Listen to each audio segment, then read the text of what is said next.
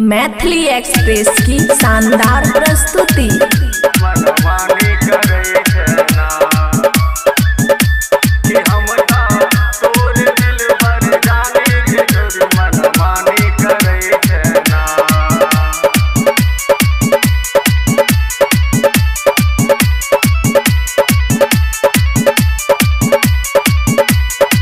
खुशी recording studio बलुआहा। दीवानी लगई चैना गे चोरी मन मानी करई चैना। दीवानी लगई चैना गे चोरी मन मानी करई चैना। कि हम ता तोरे दिल बर जानी गे छोरी मन मानी करई चैना। कि हम ता तोरे दिल बर जानी गे छोरी मन मानी करई चैना।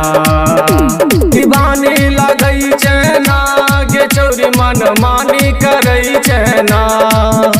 दीवानी लगई चैना गे छोरी मन मानी करई चैना। कि हम ता तोरे दिल बर जानी गे छोरी मन मानी करई चैना।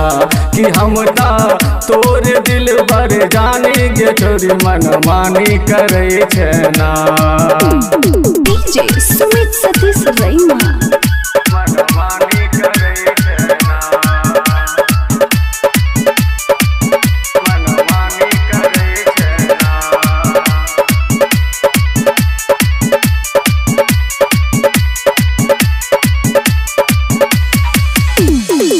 जहिया से सपना में अइले भेलो तोर दीवाना गे। दबंग डीजे वाला संग में गाबै छे खूब गाना गे।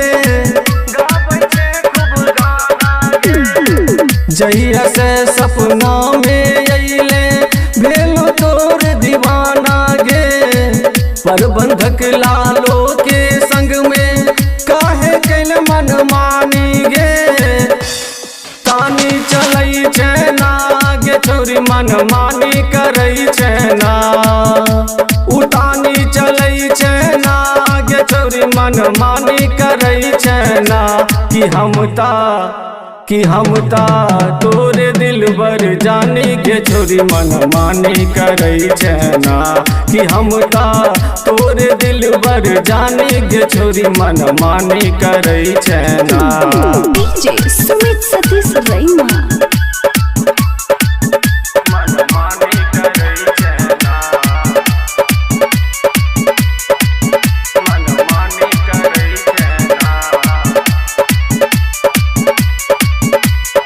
खुशी रिकॉर्डिंग स्टूडियो बलुआहा। गंगिया में गोली चलबैले महुआ कर में लाठी गे। मन बोटोल चौमोन बनैन गटारा मारलक बाजी गे। गंगिया में गोली चलबैले महुआ कर में लाठी गे। मन बोटोल चौमोन बनैने गटारा मारलक बाजी गे। चौक जल कौरा रोज घुमई छे। चौक जल कौरा रोज घुमई छे। तो तसीना तानी गे छोरी मन मानी करई चैना। कि हम ता तोरे दिल बर जानी गे छोरी मन मानी करई चैना। कि हम ता तोरे दिल बर जानी गे छोरी मन मानी करई चैना। डीजे सुमित सतीश रैना।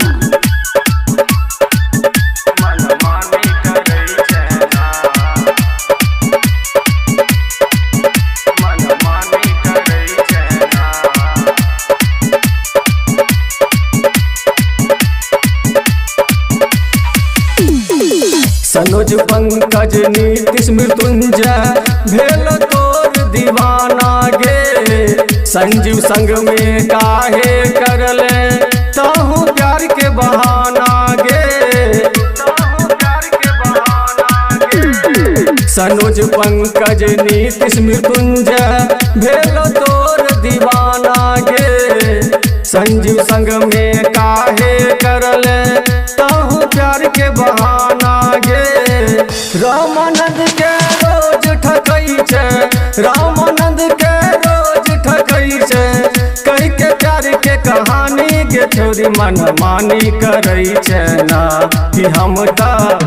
कि हम ता तोरे दिल बर जानी गे छोरी मनमानी करै छै ना। कि हम ता तोरे दिल बर जानी गे छोरी मनमानी करै छै ना।